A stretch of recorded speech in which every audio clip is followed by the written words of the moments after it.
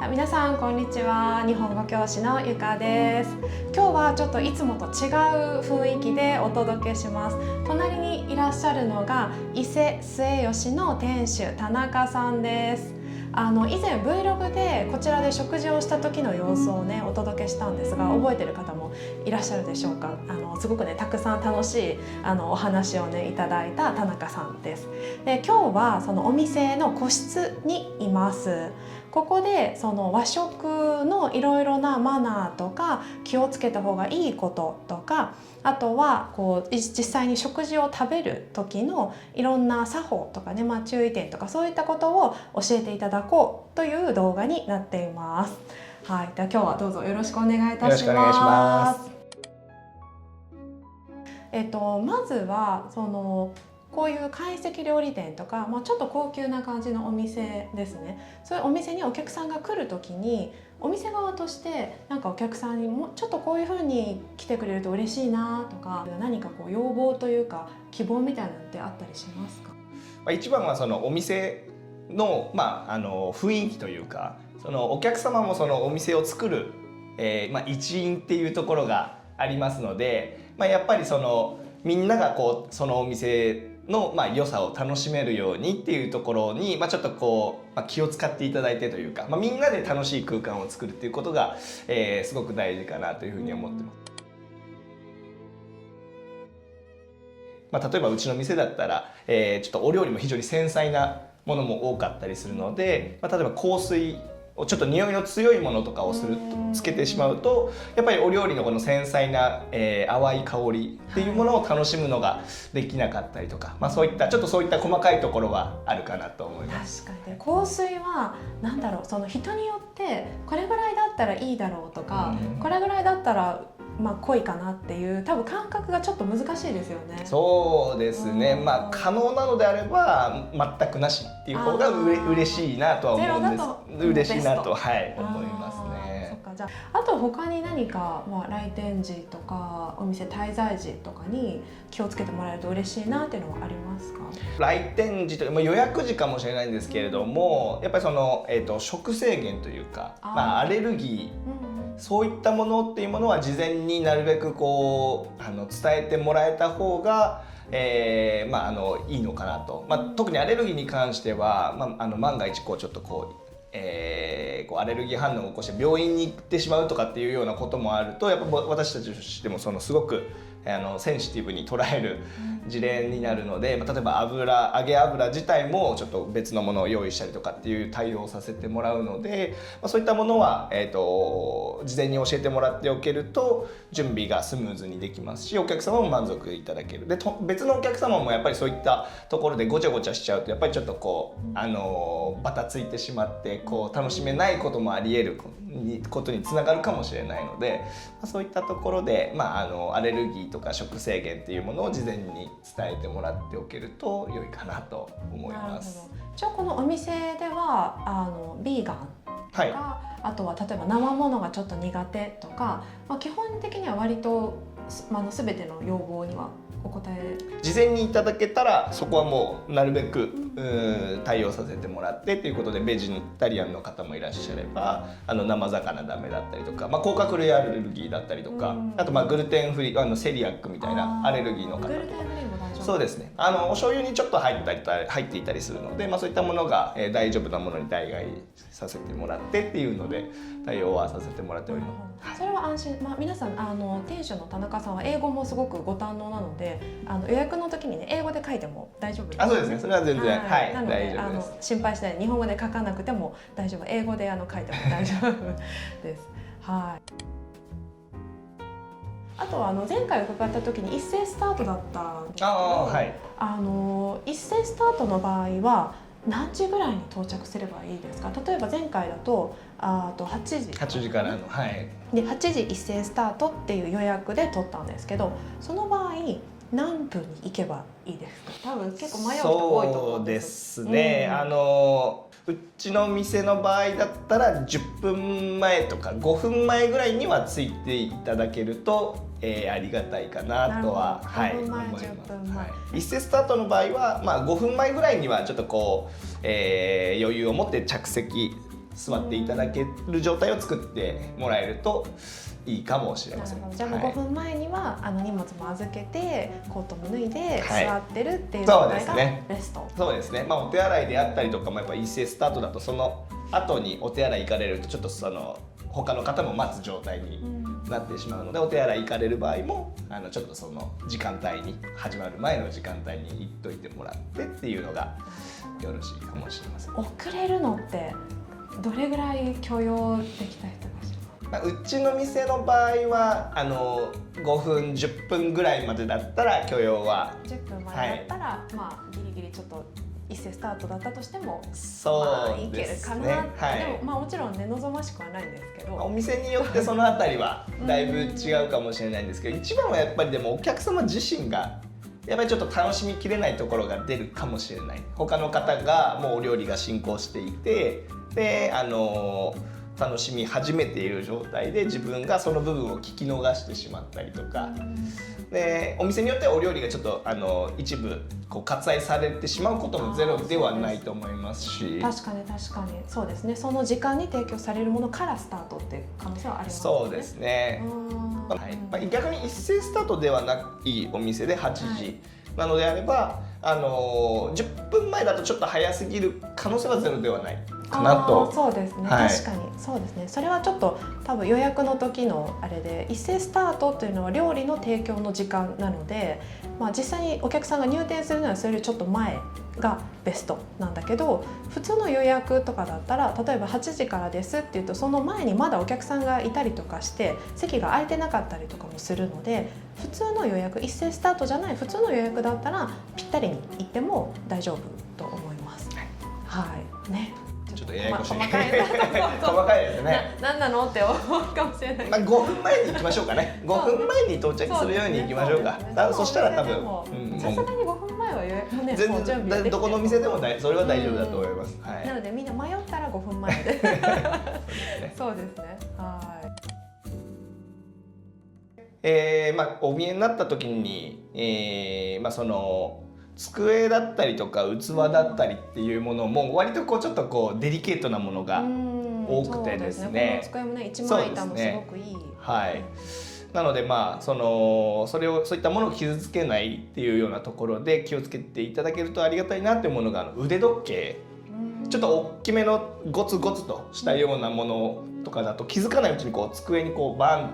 って当たってたりとか擦れてたりすると、それで傷ついてしまって、それ修復するの修繕するのにすごく、大変な作業になったりしてしまうことが多いので、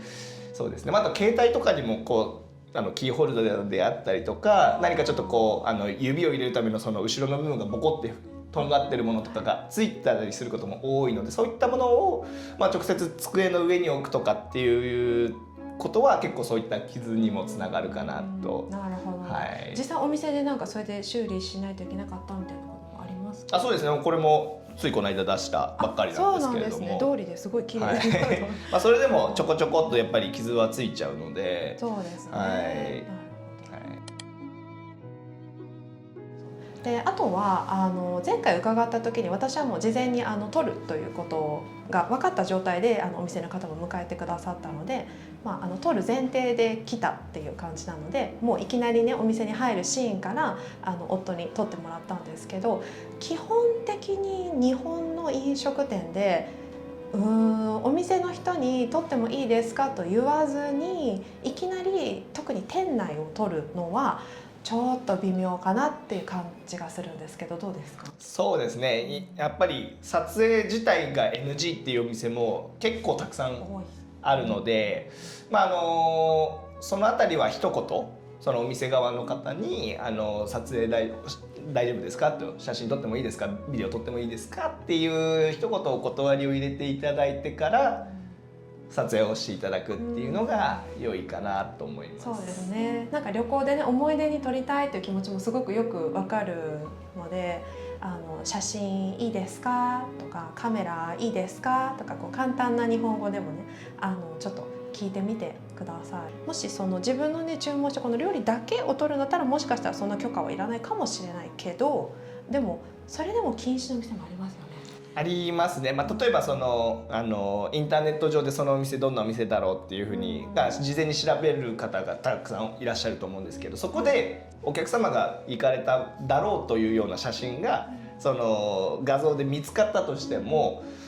個室だったら OK でカウンターはダメっていうお店もあるんですね。どういうことですか？撮影を？そうです。撮影が個室のお部屋だったら大丈夫だけれども、カウンターだと隣のお客様が昔にその映り込んじゃってトラブルになったことがあるから全部ダメにさせているっていうお店もあるんですね。やっぱりそのお店では例えば Google とかで検索した料理の写真が出てくるから撮影 OK かなと思いきや、それは個室で撮影した料理の写真だった。そういうお店もあります、実際に。はい。なるほど。なので何にせよ聞いていただくのがそうですね、いいのかなと僕は思います。そうですね。あともう完全にその別のお客様とかを写真に写ってしまうとかっていうのは、どこのお店のそれは基本的に やってはいけない行為だと思うので、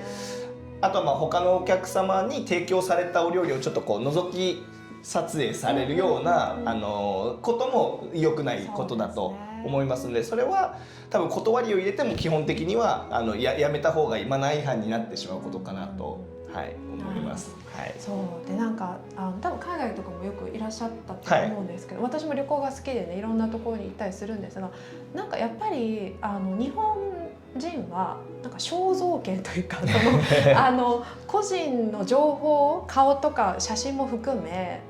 電話番号とかそういうものも全部含めだけど、なんか個人情報にすごく敏感な人たちなんですよ、日本人ってなので例えば背景になってたとしても、自分の顔が他の人のなんかインスタとかに上がってたりとかすると、なんか嫌な気持ちになったりする人がすごく多いんですよね。そう日本人ってそういうね、特徴がある。センシティブですね。海外の方とかだとむしろ映り込んできたりとかもするぐらいなので、そうなので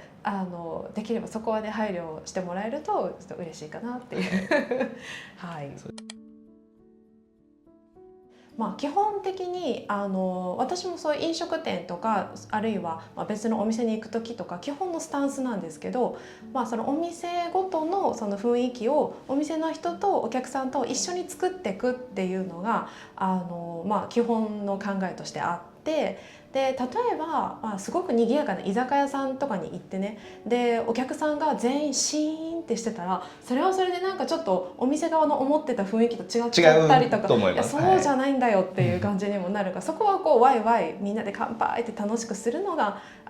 いい雰囲気を作れるということだと思うし、でこうバーとかね、こう一人でこうちょっとウイスキー傾けてるような感じの人がいるようなお店だったら、あんまりこう大声で、ね、騒ぐのもまた違うだろうし、それぞれのお店でね、なんかコンセプトとか作りたい雰囲気とかがあるんですよね。でこういうお店懐石料のお店とかだとどういう雰囲気を作ってほしいとか、作りたいとかあります？一緒にお見えになる方との会話だったり、同じ楽しい空間っていうのもすごく大事だとは思うんですけれども、その中でもお料理にフォーカスを当てていただけるような空間づくりっていうものができると、僕たちとしては嬉しいかなと思ったりしております。なので、お二人でお見えになった時に会話の中心がお料理になること、このお椀料理のこれはこういう風な香りがしてとても美味しいねとか、お刺身のこれはすごく脂が乗っていて最高だねみたいな会話の中心にお料理があるっていうことの方がその空間を楽しんでいただける。じゃあ次は何が出てくるんだろうとか、今何か作ってるねとか、そういった感じになっていくとよりこう楽しんでいただけるんじゃないかなと思っております。そうですね、今回田中さんとねいろいろ皆さんにお伝えできること何かあるかなってこう考えていた時に、大人のエンターテインメントっていうキーワードをねおっしゃっていて、この空間でみんなとこう季節の食事を存分にこう味わうっていうのは確かに大人のエンターテインメントですよね。大人になってよかったなっていう感じのね。そうですね。なのでそれをこうで自分のグループだけじゃなくて他の人も一緒にその日本語で空気を読むっていう言葉があるんですけど、いい意味で空気を読んで作っていけると、みんなもねこう楽しく居心地よく過ごせるかなと思うので、そのためのいろんなお店からの要望とかね、例えば傷つけないとか、あんまり大きい声で喋るのはちょっととか、もしかしたらちょっとうるさいなって思う方もいるかもしれないんですけど、最終的にはみんなが楽しめるように、大人のエンターテインメントとして成立するようにっていうような感じですね。それは私もね本当に同意します。ありがとうございます。そう食事だけじゃなくて、例えばなんかオーケストラをね聴きに行ったりとかする時とかも、皆さんちょっと普段よりいいお洋服着たりとかして、でそこに会場に入って演奏が始まったら当然黙るじゃないですか。そこがその場所のセオリーというか、そうやってみんなでその空間を楽しむっていうのもあると思うので、それぞれの場所に応じたマナーとかやり方っていうのは尊重すると、それは自分にとってもいいかなとは思いますね。そしたらじゃあこの後はですね、和食の作法といいますか、食べる時のいろいろないい方法がねいろいろあるので、そういった和食の作法についてちょっと実際にお料理をいただきながら皆さんにご紹介したいと思います。